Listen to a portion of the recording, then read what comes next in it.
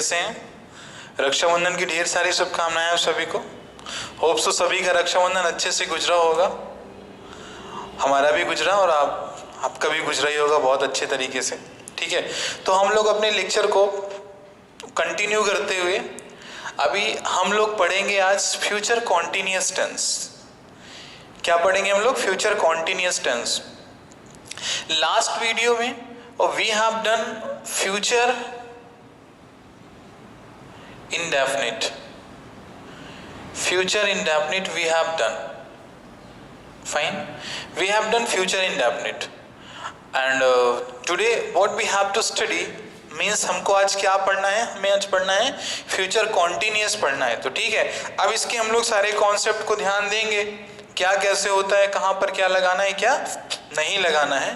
Future indefinite में मैंने आपको बताया था उसकी हेल्पिंग वर्ब क्या थी, क्या नहीं थी। तो उसकी हेल्पिंग वर्ब क्या थी आपको पता होगा। मैंने बताया था आपको विल थी और क्या थी? सेल थी। सो विल अपन कहाँ पे यूज करते थे और सेल का यूज कहाँ पे करते थे, ये क्वेश्चन आता है। तो विल का हम लोग यूज कर रहे थे except I we, except I and we. ठीक है, क्योंकि हम लोग आई वी का यूज करते हैं सेल के साथ। ठीक है, और इसमें विल का यूज कहां पे करेंगे? एक्सेप्ट आई वी, यानी आई वी को छोड़ के जितने भी सब्जेक्ट हमारे पास होते हैं, I mean to say that apart from I we the subject that we have we will use there this will.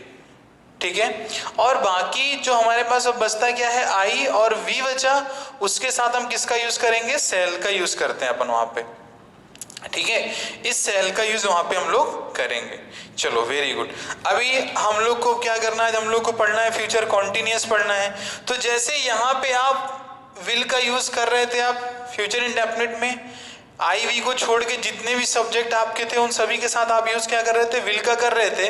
और सेल का यूज कहाँ पे कर रहे थे? आई वी के साथ आप कर रहे थे। ठीक है, तो सेम वही कॉन्सेप्ट आपका फ्यूचर कॉन्टिन्यूअस में भी चलेगा। क्यों चलेगा? क्योंकि उसके पीछे एक लॉजिक है आपका, वो लॉजिक आपको भी क्लियर ही होगा। इसमें भी स्टार्टिंग किससे होता है? विल वी से स्टार्ट होता है और किससे स्टार्ट होता है? सेल वी से स्टार्ट होता है, यानी विल वी और सेल वी का यूज। ठीक है, तो अब देखो यहाँ पे स्टार्टिंग किससे हुआ? विल से हुआ, सेल से हुआ, यानी सेम वही कॉन्सेप्ट चलेगा। जहां पे आप विल का करते थे वहां पे विल वी का करोगे, जहां पे सेल का करते थे वहां आप सेल वी का करोगे वहां पे। ठीक है, जहां पे विल का करते थे वहां विल वी का, जहां पे सेल का करते थे वहां सेल वी का यूज करोगे आप। ठीक, चलिए वेरी गुड। तो अब हम लोग इसको आगे बढ़ते हैं। जैसा कि आपको पता है, as you know that subject plus will be oblique shall be verb plus ING and plus object, ये चीजें होंगी अपने पास अफर्मेटिव सेंटेंस के लिए। अफर्मेटिव जो सेंटेंस होगा वो अपना इस सिंटेक्स को फॉलो करेगा अफर्मेटिव के लिए। ठीक है, अभी जो अपने पास नेगेटिव सेंटेंस आता है, so in a negative sentence what we need to just write, so will write here subject will not be plus shall not be plus verb plus ING and there after object. Clear? So this is for the negative sentence, this is for the affirmative. Is it clear? Fine. And if we just talk about the interrogative, so interrogative will be formed like this. First we write here will, then we'll write will shall, then we'll write subject, and after that be plus verb plus ing and plus object. There will be question mark.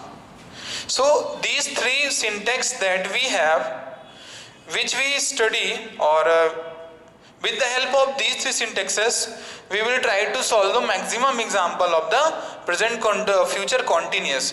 Not maximum, that means every examples that we study. Fine, एक बार फिर से मैं आप सभी को इसको revise करा दूं। That mean I mean to say that I just make you understand कि विल बी का यूज कहाँ करना है, शैल बी का यूज कहाँ करना है।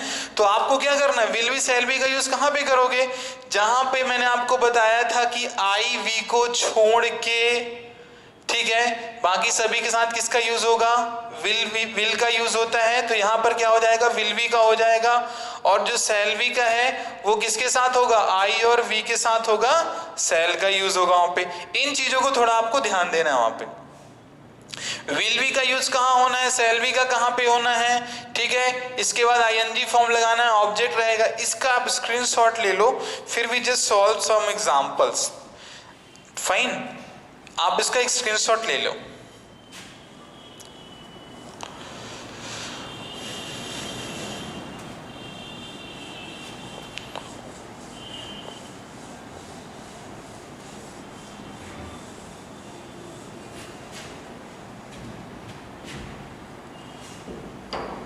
ठीक है, चलिए अब यहां पे हम लोग कुछ एग्जांपल्स लिखेंगे। पहले तो हम देखेंगे अफर्मेटिव के एग्जांपल्स क्या होते हैं, ठीक है। And right after that we study the example of negative sentence. Clear? So we write here आई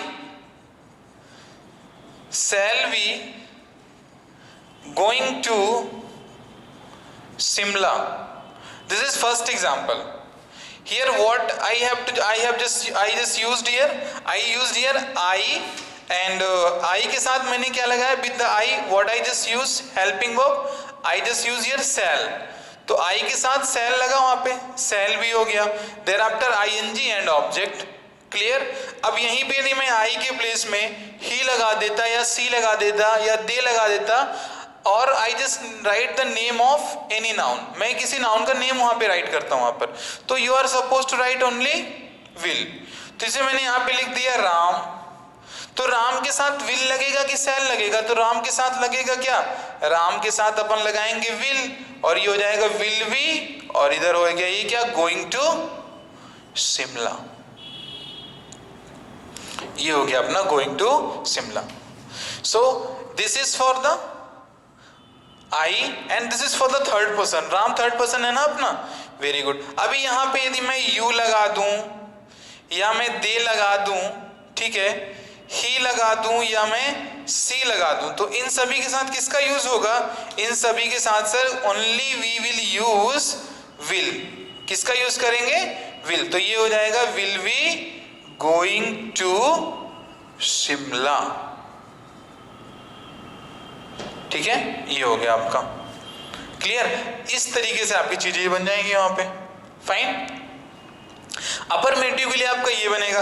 अब यही जो सेंटेंस आपने अफर्मेटिव में बनाए हैं, मैं इन्हीं सेंटेंस का नेगेटिव बनाऊंगा। फाइन। इन्हीं सेंटेंस का अपन क्या करेंगे, नेगेटिव फॉर्म करेंगे। क्लियर?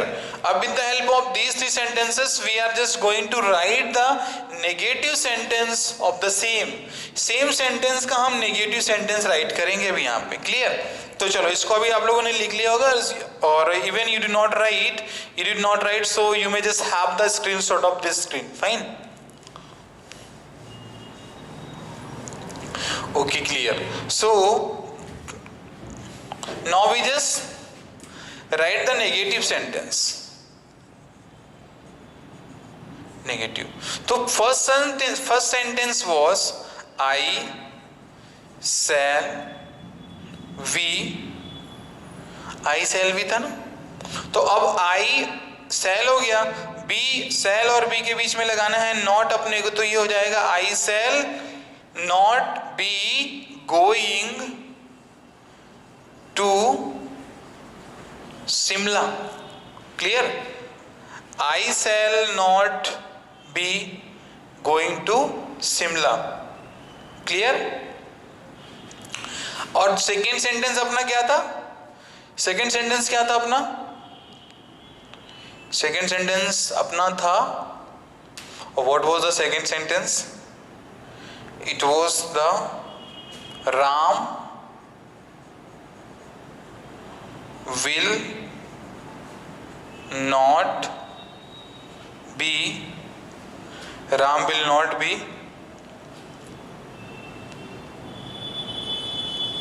स्पीकिंग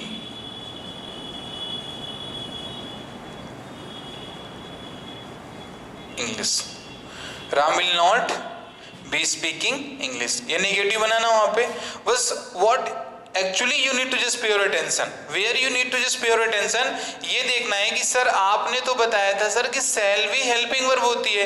तो बेटा यहाँ पे देखिए आप सभी डियर, यहाँ ध्यान से देखना कि ये सेल और ये बी, इन दोनों के बीच में क्या लगा हुआ है, इन दोनों के बीच में लगा है नॉट। तो नॉट आपको कहाँ पे फिक्स करना है, that you are very sure. Shall और वी के बीच में क्या फिट होगा, नॉट लगेगा वहां पे। तो ये हो जाएगा I shall not be going to Shimla. Fine. अभी अपने पास क्या है, Ram will not be speaking English. तो यहां पर भी ये लगा हुआ है नॉट आपका, आप देख सकते हो वहां पे, क्योंकि विल और बी के बीच में क्या लगा हुआ है, नॉट लगा हुआ है वहां पे। तो ये कुछ इस प्रकार से आपके ये स्ट्रक्चर्स और इस टाइप से आपके फ्यूचर कॉन्टिन्यूअस के सेंटेंसेस फॉर्म होते हैं वहां पे। होप सो दैट आपको समझ में आ रहा होगा, और definitely you are just enjoying this videos too. फाइन। चलिए अभी अपने पास क्या आता है, now we have the interrogative sentence of the future continuous. तो अपन इंट्रोगेटिव के लिए क्या करेंगे, वही जो अपनी मेन हेल्पिंग वर्ब होती है फ्यूचर की, that is what sir, that is a will और शैल। तो अब जैसे अपने पास पहला सेंटेंस था सेकेंड सेंटेंस था Ram will not be speaking English. तो अपन यदि इसको निगेटिव बनाते हैं, Ram will be speaking English का निगेटिव यदि बनाते हैं तो उसका क्या बनेगा, तो यहाँ पे लग जाएगा आपका विल आ जाएगा पहले, फिर आएगा आपका राम, फिर आएगा वी। तो विल राम बी, यहाँ पे क्या हो जाएगा, ये हो जाएगा आपका speaking and here will be English actually, and this will be the question mark there. Fine. तो क्या बना, will Ram be speaking English. Fine. और सेकेंड अपना जो सेंटेंस उसमें था क्या था, सेल वाला था, ठीक है ना। तो इधर मैंने लिख दिया shall I be going to Shimla, shall I be going to Shimla?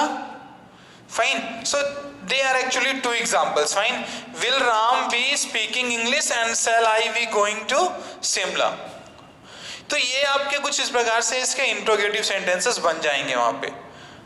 Clear, इसके इस प्रकार से कुछ इंट्रोगेटिव सेंटेंसेस बनेंगे आपके। चलिए very good. So we studied these three types of sentences of future continuous.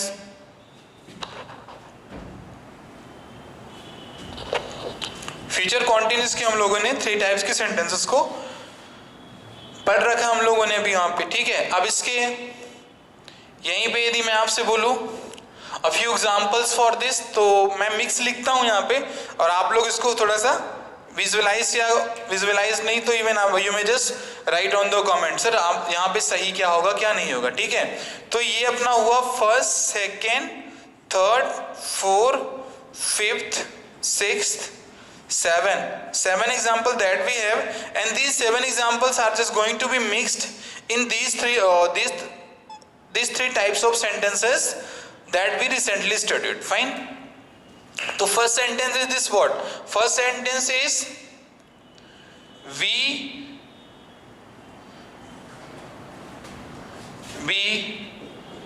studying in UK. Fine. Second, they be calling to police. Third, Ram be writing a story of horror movie. ठीक है। And next, he be going to school. Fine. Now second, next, she be studying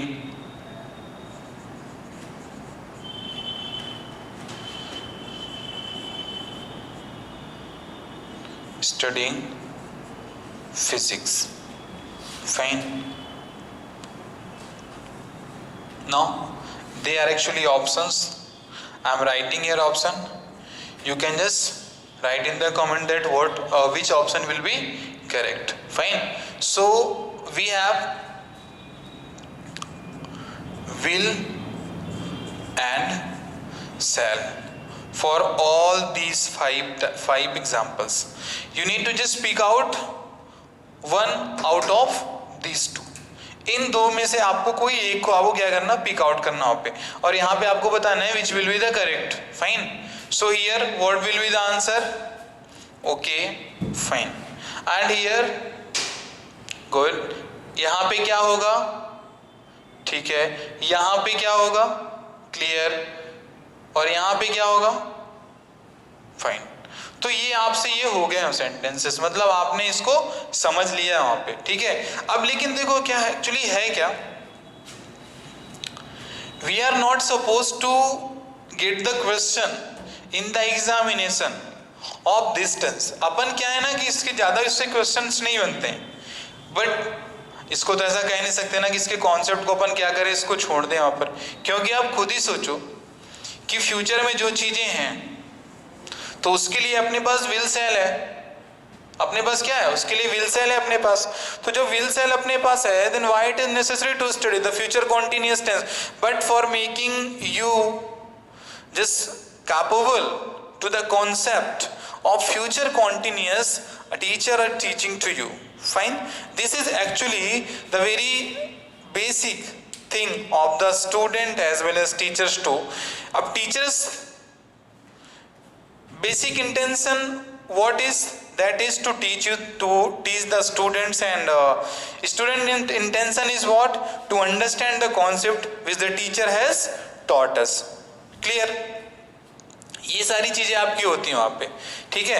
अब no आप इसके सही ढंग से practice कर लेना वहां पर. ठीक है. Right after that we are just coming to the future perfect. Future perfect में आएंगे. ठीक है. फ्यूचर परफेक्ट में आएंगे.